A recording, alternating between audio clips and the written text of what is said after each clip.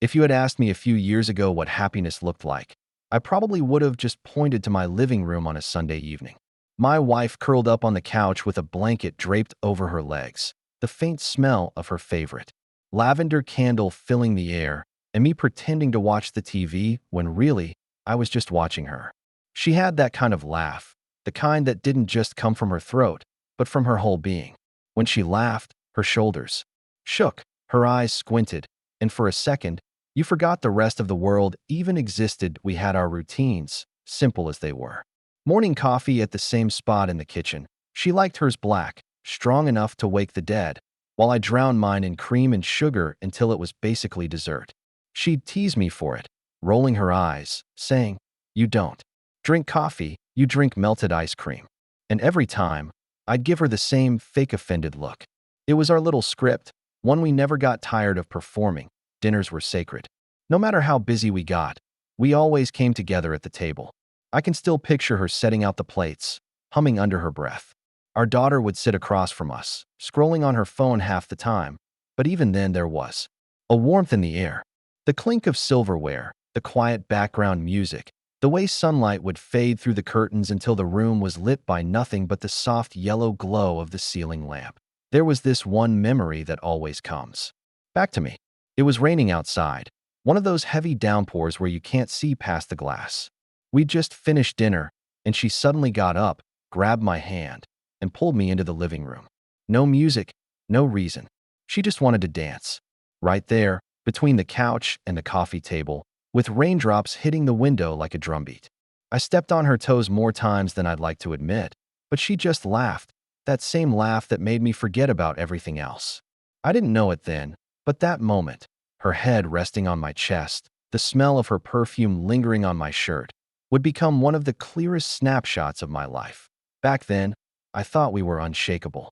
I thought the three of us, me, my wife, and our daughter, were this little unit the world couldn't touch. I trusted in the comfort of routine, in the security of love. Funny how you never realize just how fragile it all is, until life decides to show you otherwise. It all started with a single letter. That's how fast everything shifted. One envelope, one phone call, and suddenly, the ground under my feet didn't feel the same anymore. My wife had inherited $5 million. $5 million. Even saying it out loud still feels unreal.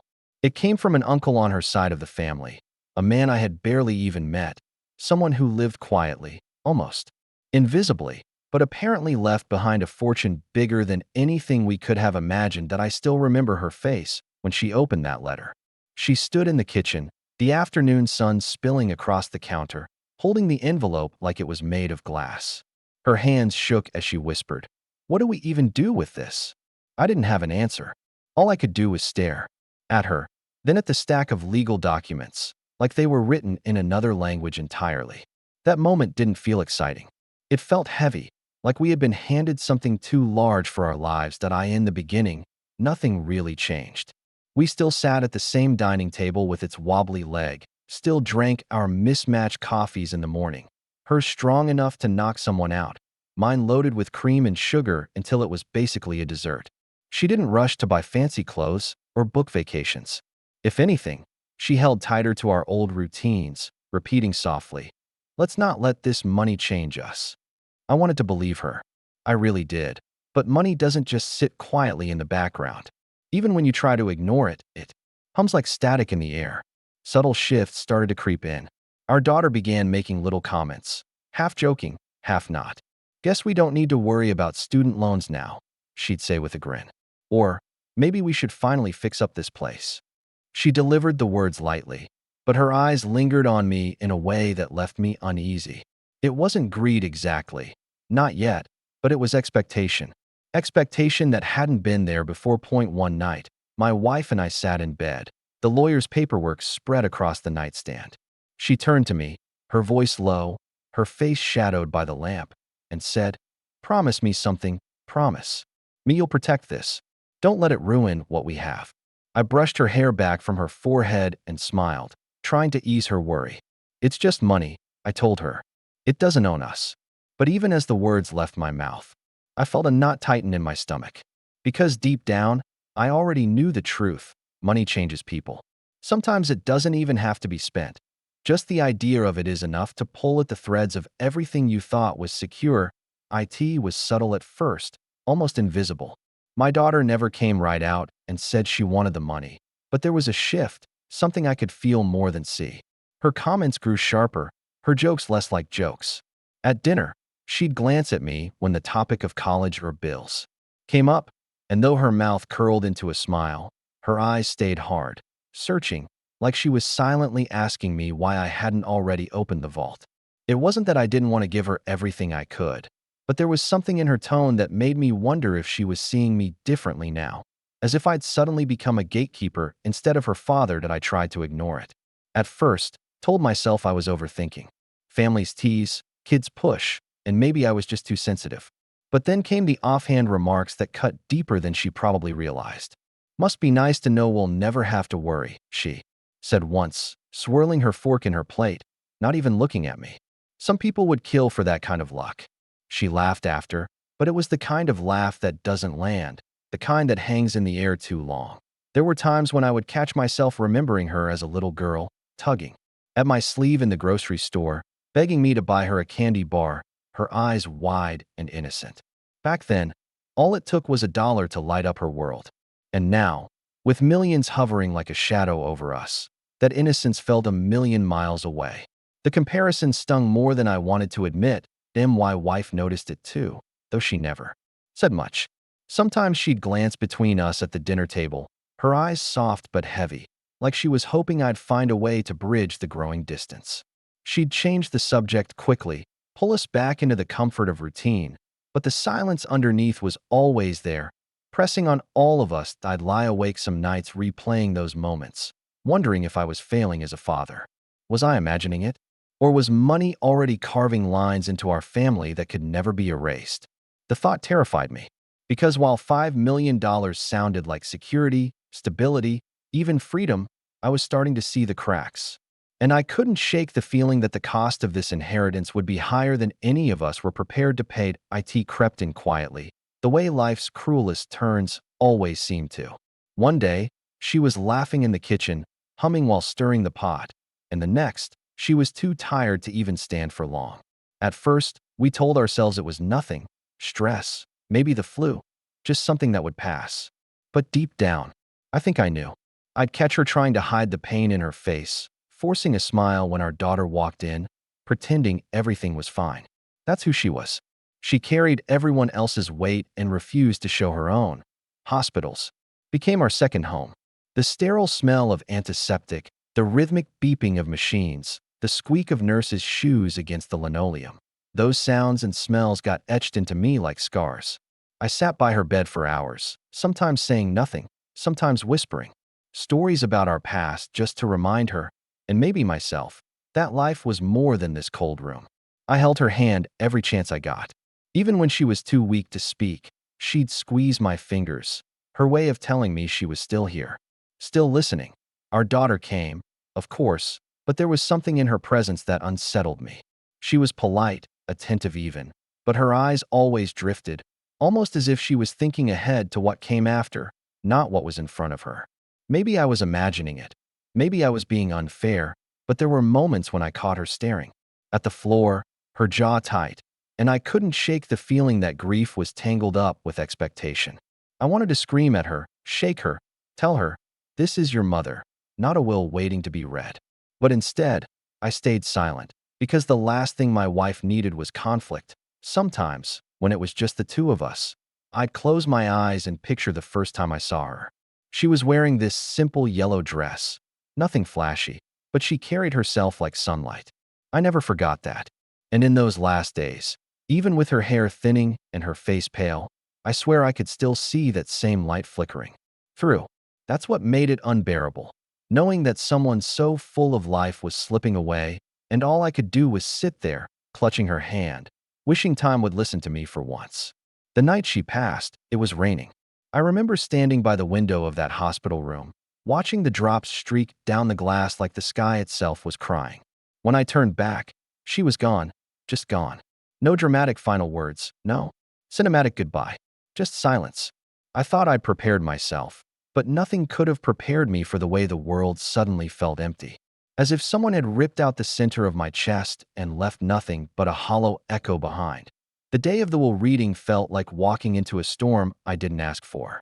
The lawyer's office was colder than it should have been, all glass and polished wood, the kind of place where even your footsteps sound out of place. I sat there in a stiff leather chair, staring at the neatly stacked papers on the desk, trying to keep my hands from trembling. I wasn't nervous about money. I was still grieving. My wife had only been gone a short while, and it felt wrong. To already be sitting here, dissecting her life into numbers and signatures, my daughter sat beside me, quiet but unreadable. She didn't fidget, didn't cry, just stared straight ahead with this calm that felt unnatural. I couldn't help but notice how intently she was watching the lawyer, as if each word might determine her fate. And then the words came, crisp and matter of fact, cutting through the silence. My wife had left everything to me. All of it. Every cent of the $5 million. I didn't even know how to react. There was no rush of relief, no swell of victory, just a wave of emptiness. I remember thinking, what's the point of having it if she isn't here to share it with me? Across the table, my daughter's face didn't crack, but I could see it.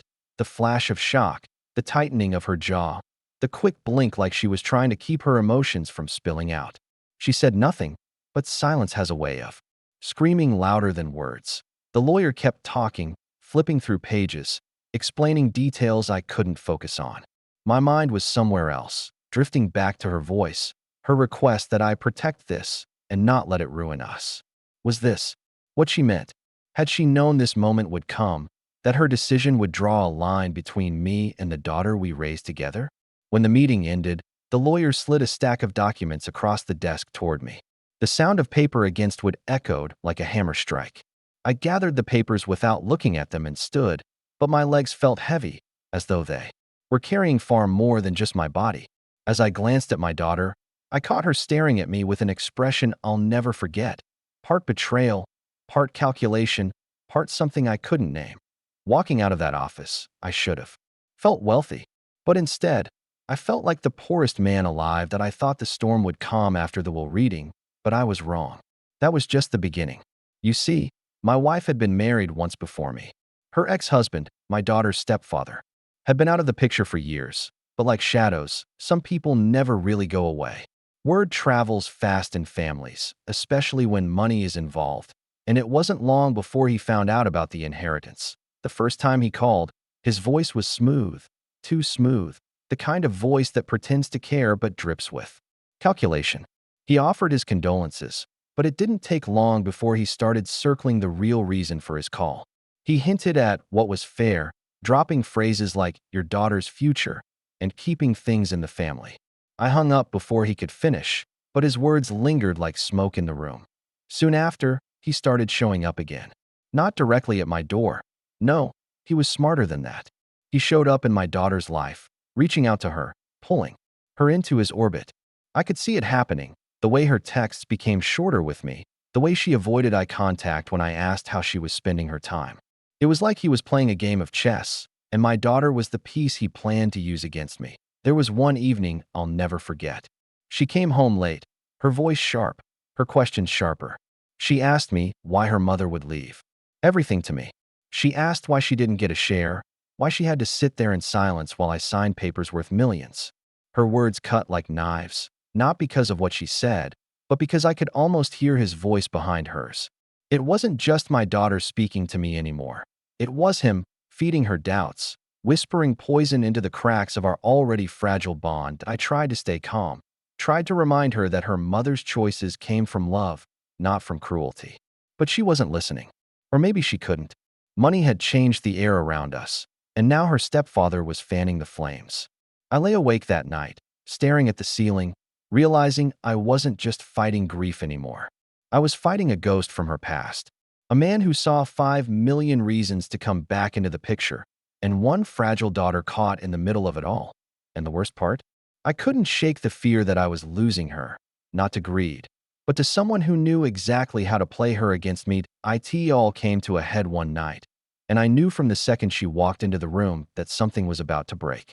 My daughter stood in the doorway of the living room, her arms crossed tight against her chest, her face unreadable except for the fire in her eyes. She didn't sit down. She didn't even blink. She just asked me, straight out, why her mother had left everything to me and nothing to her. The way she said it, flat, direct, like an accusation wrapped in a question, it knocked the air right out of me. For a moment, I just sat there, the words heavy in the air between us.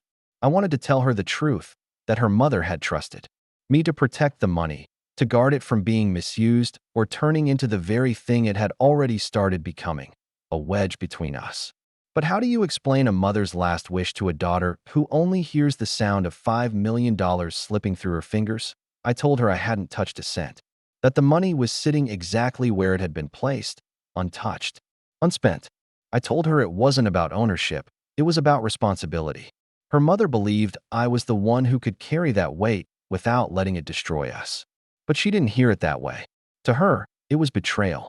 It was theft. Her voice rose, sharp and angry, fueled not just by her own frustration but by the whispers I knew she'd been hearing from her stepfather. She accused me of hoarding it, of keeping her away from what was rightfully hers. She said her mother never would have wanted her to struggle, never would have wanted her to feel like she'd been pushed aside. And maybe, in her own way, she was right. But the will wasn't mine to rewrite, and the truth was too tangled in. Grief to sound fair, I finally snapped, though not in the way she probably expected. I didn't yell. I didn't throw the words back at her. I just told her something I don't think she wanted to hear. I lost my wife. You lost an inheritance. Don't you dare stand there and act like those are the same thing. My voice cracked at the end, and for a moment, the room was so silent I could hear my own heartbeat pounding in my ears. Her expression faltered, just for a second, before the anger hardened again. She turned away without another word, the slam of her bedroom door echoing through the house like a gunshot. And in that echo, I felt it, the sound of something breaking between us, something that couldn't easily be put back together. The silence didn't last. It never does. It was only a matter of time before everything we had been holding back boiled over. It happened in the kitchen, of all places, the same space where we once laughed over burnt toast and midnight snacks. She came in, her footsteps quick, her face already flushed with the kind of anger that has been simmering too long. I barely had time to put down my coffee before the words came spilling out of her like fire. She accused me of stealing from her, of twisting Mom's love into something selfish, of keeping her away from the future she thought she deserved. Every sentence was sharper than the last, and I stood there, frozen, while her voice echoed against the tiled walls that I tried to reason with her, to remind her that the money wasn't the point, that her mother's choice had been deliberate. But it was like trying to put out a wildfire with a glass of water. She wasn't listening anymore. She was hurt. She was furious. And somewhere underneath it all, I think she felt abandoned, not by the will, but by the idea that her mother hadn't trusted her the way she trusted me. And instead of grieving together, we were tearing each other apart. Finally, something inside me snapped. The grief, the exhaustion, the weight of everything I had been carrying since the hospital, it all came rushing out. I slammed my hand against the counter so hard the sound made her flinch. And then I said the one thing I'd been biting back for weeks. I lost my wife. You lost money. Stop acting like those are the same thing. The words came out raw, broken, dripping with a bitterness I hadn't even realized was there. My voice cracked, and for a split second, the anger drained from her face, replaced by something softer, almost like shock. But it didn't last. Her eyes filled with tears, but not the kind that bring people closer. These were tears of rage, of betrayal, of disappointment. She shouted back, words I don't even remember now, words about never forgiving me, about how I had chosen myself over her, about how I'd ruined everything. And then, just like that, she was gone. The front door slammed so hard the frame rattled, and I was left standing in the middle of that kitchen, my chest heaving, the coffee cooling on the counter, the house echoing with a silence so heavy it felt like it might crush me. I leaned against the counter, pressing my palms into the cold surface, and for the first time, I realized the truth. I had the money, but I had nothing else. Not my wife, not my daughter, just the sound of my own ragged breathing in an empty house that suddenly felt too big for one person to live in.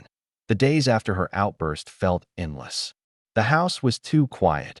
every room echoing with the absence of voices that once filled it. I'd walk past her bedroom door, half expecting to hear music spilling out or the muffled sound of her talking on the phone. Instead, there was nothing but silence, a silence that felt heavier than any argument we'd ever had. She had moved out for a while, staying with friends, or maybe even with him, her stepfather.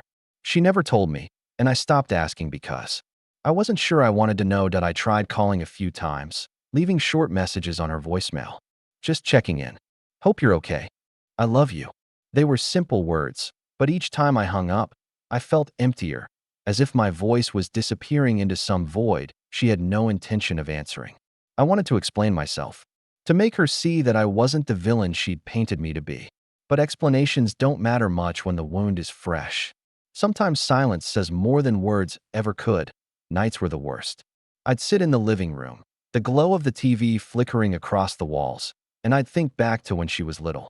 I remembered her tiny hand gripping mine on her first day of school, the way she used to climb into my lap and fall asleep while I read her bedtime stories. I remembered birthday candles, laughter around the dinner table, the sound of her feet racing down the hallway.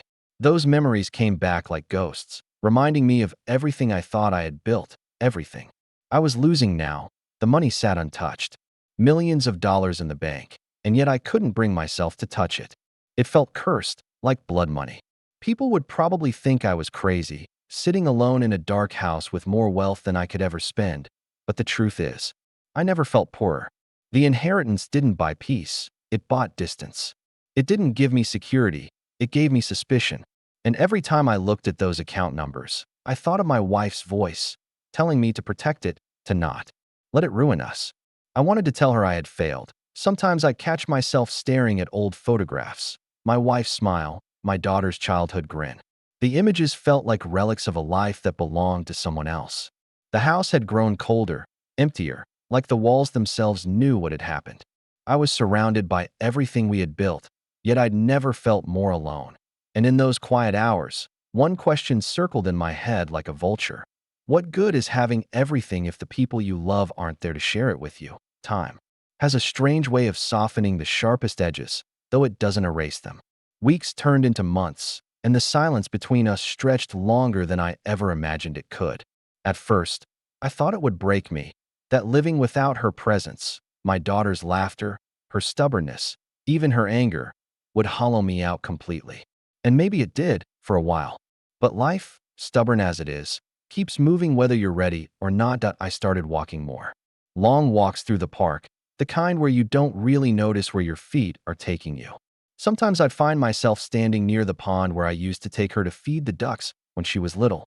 I'd sit there on the bench, the same bench we shared years ago, and I'd realize that maybe closure isn't about fixing what's broken. Maybe it's about learning to sit with the cracks, to live with the ache without letting it consume you. Eventually, she reached out. Not with forgiveness, not with open arms, but with a short message. I'm okay.